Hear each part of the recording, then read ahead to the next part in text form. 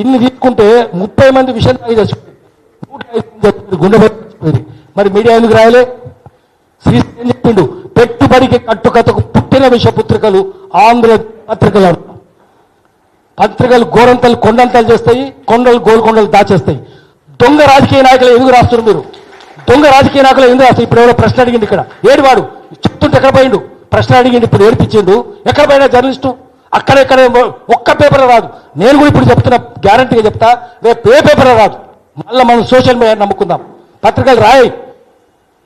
అందుకనే ఇక్కడ తాగుబోతులు కదా ప్రెస్ క్లబ్లో, జర్నలిజం వాజ్ ఫీస్టింగ్ అండ్ ఫెటోయింగ్ జాబ్ అని 1959లో చలపతిరావు గారు చెప్పింది. మందు తాగుడు, మందు విందు వినోదమే. ఏముంటుంది? మూతిపై ఓడిపోస్తే వాళ్ళని రాసులు తప్ప వీళ్ళు రాస్తారా? చచ్చిపోయిన వాళ్ళు మందు ఇస్తారా? వాళ్ళకు పైసలు ఇస్తారా? వీళ్ళు పేదలే కదా, వీళ్ళేమి ఇస్తారు? పాకెట్లు ఇస్తారా? వీళ్ళు ఏం లేరు కదా, ఈ పాకెట్ లేరు, ఈ పాకెట్లు లేరు, వాళ్ళే రాస్తారు. అందుకనే పేదలు నిట్టూరు పొలిగనండి, పేదల తరఫున ఉండండి. గుండె లేని వాళ్ళ గుండె, నోరు, ఆత్మ లేని వాళ్ళ ఆత్మ ఉండాలి తప్ప దొంగలకు సద్దులు మోయకండి. దొంగలకు సద్దులు మోస్తే లంగలు కావద్దు మీడియా. రాయకపోవడం తప్పు. నేను జర్నలిస్ట్ అనేది సిగ్గుపడుతున్నా. రేపటి నుంచి నేను చెప్తాను, జర్నలిస్ట్ కాదు, జర్నలిస్ట్ అంటే దొంగలు, లంగలు, లబంగలు అని చెప్తా. మీరు రాయకపోతే ఆఖరికి తీన్మార్ వల్ల పోయొచ్చు తప్ప ఎక్కడ రాదు. ఎందుకు రాదు? రాజకీయ నాయకులు ఎందుకు రాస్తారు మీరు? లుచ్చాగాలు ఎందుకు రాస్తారు మీరు?